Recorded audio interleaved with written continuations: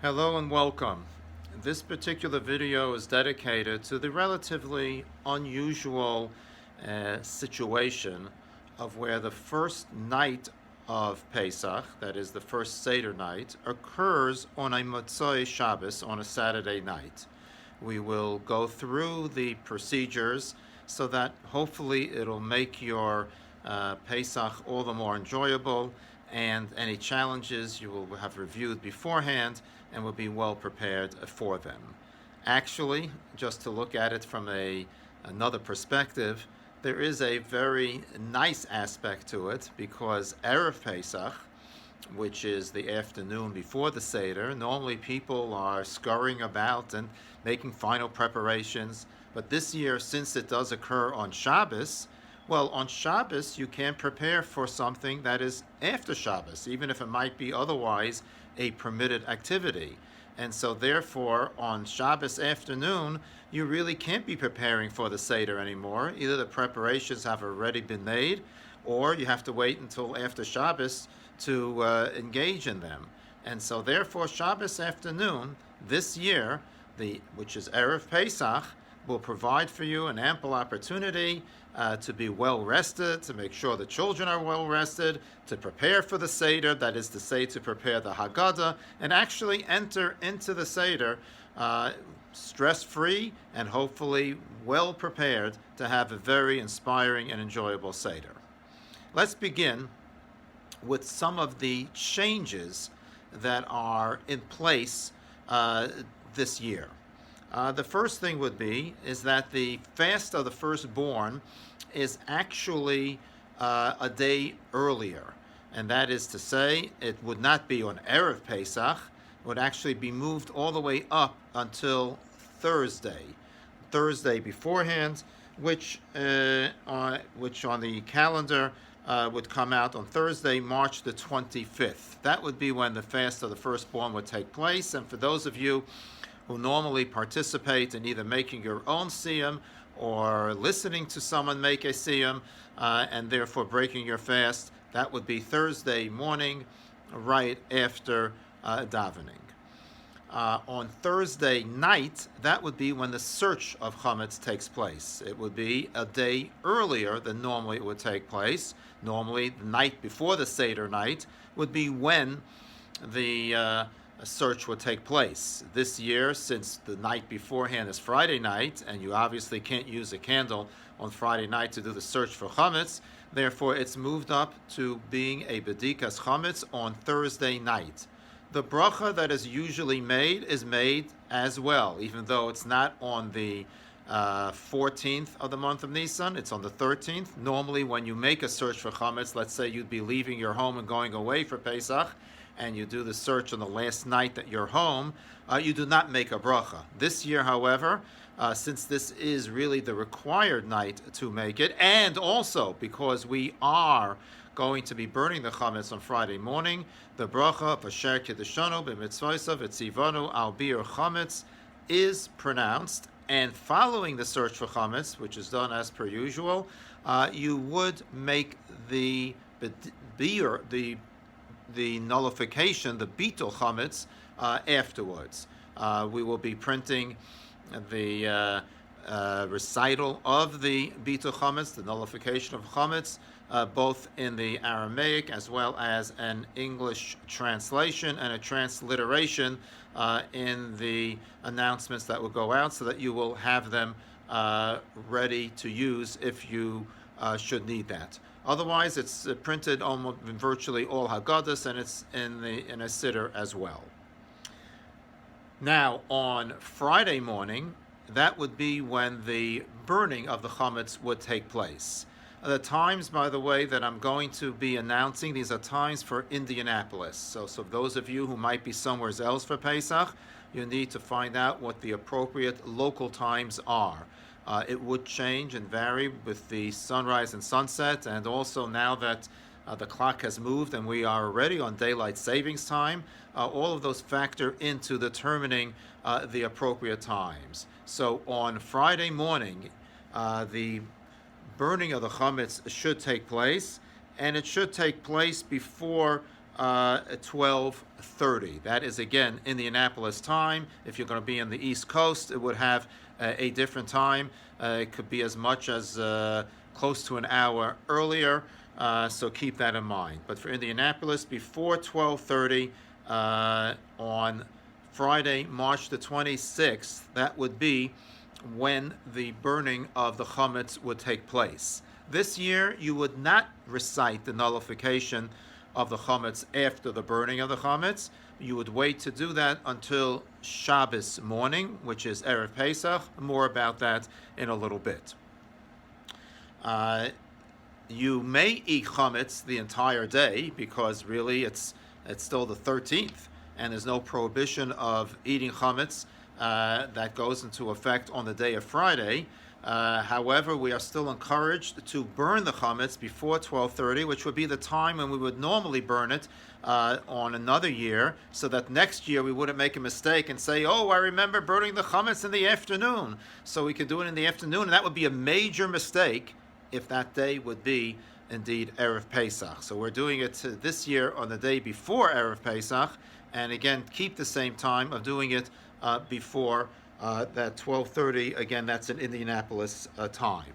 Now, I'm going to present with you two options, I should say, for how you would handle getting the house ready for Pesach and at the same time enjoying and observing a Shabbos right before the Seder night. There's a certain amount of subjectivity here in terms of which option you will elect to take, because as you will see, they're both valid, but some might prefer one over the other due to their family situation, maybe the ages of the people and the very little people that might be present in a home. So allow me to share it with you. I would recommend for everyone that they prepare their homes as per usual, as if the Seder were going to be taking place on Friday night. It isn't. It's going to be taking place on Motzei Shabbos on Saturday night. But just in getting the home ready, in making sure that it is chametz free, in making sure that everything that needs to be kashered for Pesach takes place, and also in covering all counters, whatever you normally would be doing, have all of that done by Thursday. If in fact you didn't have it done by Thursday evening, you could still do it on Friday. It would be so much easier, I think, if indeed you turned over everything into a Pesach Dika house, insofar as the food is concerned and kitchen preparations are concerned. Now, on Shabbos, I would recommend that everyone be using their utensils, whether it's the dishes, whether it's the silverware, whether it's even any pots that you might use, anything that you might use should all be of the Pesach variety. Whatever you would use normally on the table on Pesach or in the kitchen, that's what you should be using this Shabbos as well. For those of you who are scholars who might be in the audience, and for those of you who are Talmidei Chachamim, we can talk about how there might be options that would affect the possibility of using other types of utensils, namely chametz utensils from the year round on this Shabbos. However, I would not recommend it, and I'm giving you the recommendation that I think will make it much easier for everyone. So that is easy to do. Everything is Pesachdik. The dishes that you're going to be using on this Shabbos, both for the Friday night meal as well as the Shabbos morning meal, are Pesachdik. Everything is Pesachdik. The only challenge that you now have as a result is what to use for the bread, which is a critical component of the Friday night meal and the Shabbos morning meal, to fulfill the obligation of eating meals on the Shabbos. Both of them must have lechem, and you are not allowed on Erev Pesach, by virtue of the statement made in the Yerushalmi, that you're not allowed to eat any matzah on Erev Pesach. So we would therefore have to find something to use that would not be the type of matzah that you would be using at the Seder night. By the way, some people have a custom of not eating matzah as early as even Rosh Chodesh Nisan. And this is all in order to arouse an appetite, because it's beautiful to perform a mitzvah, and when eating the matzah at the Seder night and fulfilling a Torah obligation of eating something, it should be done with relish and with gusto and with enthusiasm, and an appetite for something, because you haven't had it in a long time, contributes to making you eat it with greater enthusiasm. So on Erev Pesach, you can't have any matzah. So what should you use for the Shabbos meal? And also, remember, even for Friday night, when it may or may not be technically appropriate to be eating matzah at that time, but all of your utensils are Pesach utensils. You surely are not going to bring chametz to a Pesach table, meaning that it has utensils that are Pesachdik and dishes that are Pesachdik. So what do you do? So here are the two options. You would make Kiddush on Friday night as per usual. Everything is Pesachdik. And then afterwards, you would wash as you normally would for the bread. You prepare beforehand, and we would highly recommend having small little rolls so that you could give one small one to each person. The rolls should be about 2 ounces, and they would not be eaten at the same table that you would be having your Shabbos meal. You would have maybe another table somewheres set up, another corner somewheres, where you would, after having washed, make the hamotzi, and everybody would eat their challah right then, consume it entirely, the 2 ounces of bread. Some opinions might say just a bit more than an ounce is also good enough, but it should be consumed entirely at this side table, if you wish. That might even be in another room. I would put down on the table paper towels, let us say, pre-cut them before Shabbos, or some plastic tablecloth. Eat them very carefully over the disposable tablecloth.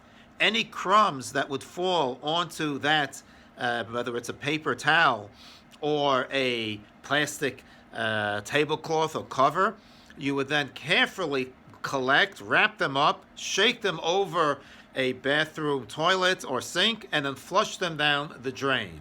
Rinse out your mouth after having eaten that. Use a dry toothbrush and make sure that you have removed any remaining particles of chametz from the bread that you just ate.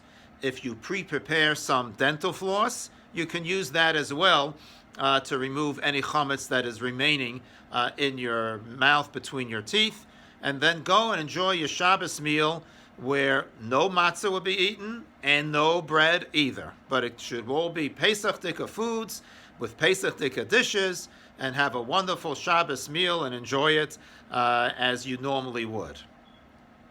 The next morning, the same procedure would take place, except that we would keep in mind the following. We will begin davening earlier, because we want to give people plenty of time to finish their last bit of chametz. The latest time for eating chametz on Shabbos morning, which is Erev Pesach, is 11:20. So we're going to be starting davening here in Shul at 7:55. Please, of course, keep in mind that this is, of course, the time for Indianapolis, and the latest time for eating chametz on Shabbos would be 11:20. Again, that's for Indianapolis. Check again locally what the appropriate time would be if you're in another location. We will be starting earlier so that we can finish earlier.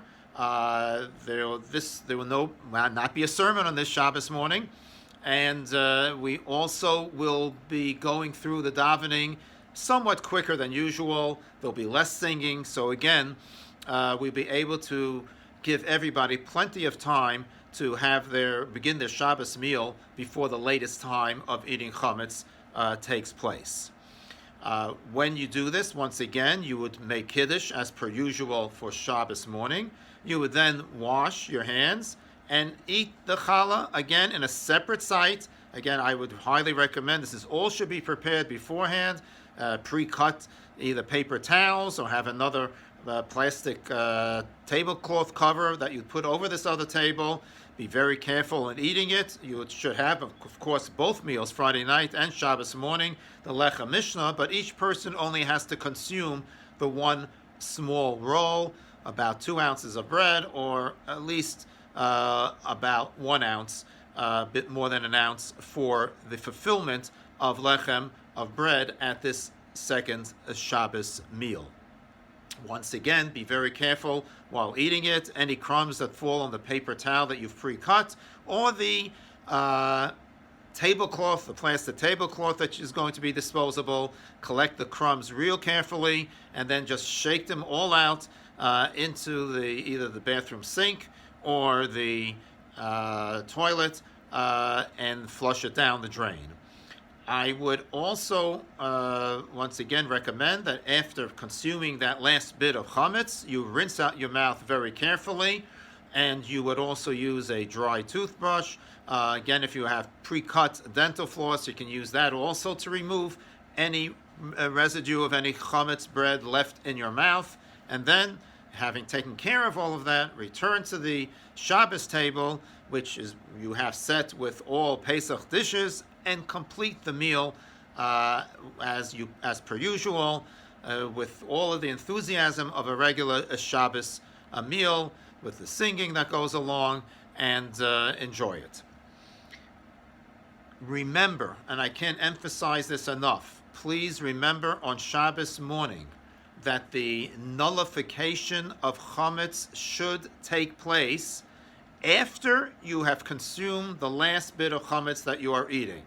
So it can take place earlier than that time that we mentioned, assuming that that you are finished with eating chametz. So make sure that before the 11:20 time, the nullification of chametz takes place. Whenever you've finished eating chametz and you have no more chametz that you're going to be eating, you can then, as we already discussed, clean out your mouth and then recite the nullification of the chametz. There's a slight variation in the formula that's used on Erev Pesach in the morning compared to the one that you recited right after the search for chametz.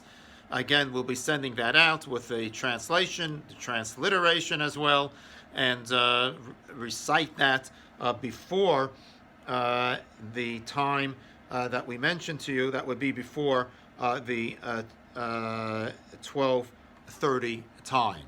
So once again, the latest time for eating chametz is 11:20 on Shabbos morning, and the latest time for the nullification would be 12:30, and that should take place again before you return to the table, having consumed your last bit of chametz. That's one option. Another option about how to handle it would be by utilizing egg matzahs, and I will explain and elaborate a little bit. Egg matzahs are kosher for Pesach, but we do have a practice of not eating them during Pesach. The reason is because of a certain fear, if you wish, that even a tiny amount of water that might have been included even accidentally in the manufacturing of the matzah shira or the egg matzahs could cause it to become chametz even quicker than regular matzahs. And so as such, therefore, it is the practice not to eat egg matzahs. There are extenuating circumstances where it is permitted. So if there should be some extenuating circumstances, sometimes elderly people cannot consume regular matzah, and so they would be able to eat the egg matzah. So consult if you do need to find yourself in such a situation. However, on Friday night and on Shabbos morning, there are those who might not want to have any chametz in the house at all, and they would rather substitute the use of egg matzahs in place of what would be chametz or chalus that we would use at the Friday night meal and the Shabbos morning meal. If you do use egg matzahs, of course it has to be the kosher for Pesach variety, you may eat it both Friday night and on Shabbos morning, as long as you still can eat chametz, because once you can no longer eat chametz, it becomes our custom not to eat egg matzahs. And so therefore, eating the egg matzah until the 11:20 time for Shabbos morning would be appropriate. Now, there are some people who actually prefer this option, especially when they just don't think they'll be able to have the necessary discipline with everyone being able to follow the rules that govern handling of the last bit of chametz, eating it very carefully, and they're just afraid something is going to go wrong. Well, if that's the case, then I would understand the use of egg matzah. Sometimes, by the way, just having little children that you just feel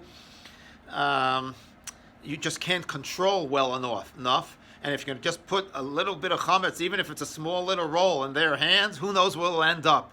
And you just can't discipline them, and maybe they're not old enough to be disciplined yet to that extent of eating only over the table, and therefore any crumbs will be collected by the pre-cut paper towels and so on.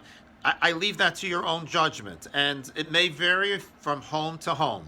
But I would also say, this is just a personal reflection, anyone who has anything to do with Pesach taking place this year in a hotel should under no circumstances allow any chametz to be served at all. And the reason why I say that is because in a large crowd that would be in a hotel, even though everything is already kosher for Pesach, you just don't want to give out any more chametz at all. And so for the moment that people would check in to that hotel for Pesach, whatever the day is, whether it's Friday, whether it's Thursday, no chametz should be there. You would not be able to maintain a proper kosher for Pesach hotel experience if any chametz will be around. And the same might also be true for someone's own private home. So you can elect, therefore, if you find it too difficult to have both chametz around, if you have made over your kitchen into Pesach Dika situation and the table being utilizing Pesach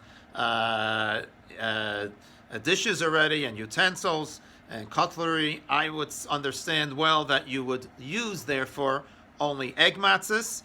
And of course, you should have the usual lechem mishnah, the double, in this case, the double matzah as a double loaf for both Shabbos meals, for Friday night and for a Shabbos morning.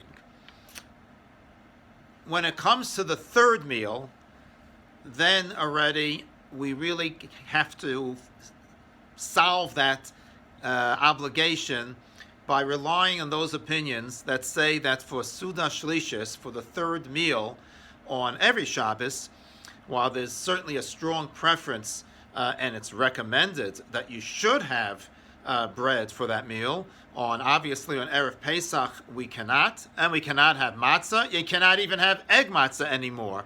So on the afternoon of Shabbos, when you'll be eating your Suda Shlishis, then fulfill your obligation with fruits, vegetables. You could have meat and fish, things along those lines that would allow you to fulfill the obligation according to prevailing opinions, that especially on this Erev Shabbos that coincides with, Erev Pesach, that would be the best way to do it. So that would be how we would sum up the two options that you have for observing this Pesach. If any of you have any questions, please do not hesitate to call me.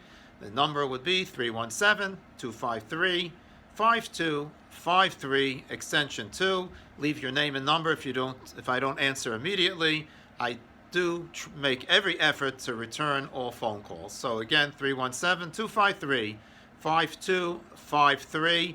Both options are considered to be appropriate. Be a judge of what kind of situation you have in your own home, and on the basis of that, you would then practice whatever it is that would be best suited for your personal home situation.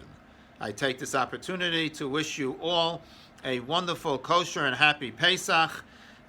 Please remember during the Seder that the first Seder you would be making both Kiddush and Havdalah together in a good Haggadah. It's all clearly laid out, and all the directives are given to you. Enjoy the Pesach.